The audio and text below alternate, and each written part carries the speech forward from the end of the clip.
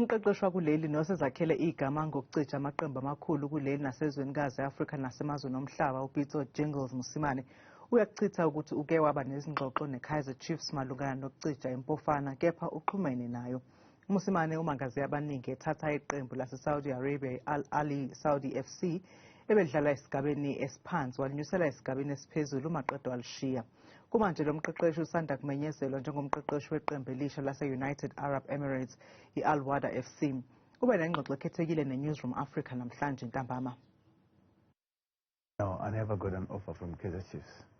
I speak to Kaizer Chiefs almost all the time, and there was never an offer given according to my manager, because I don't speak to people direct.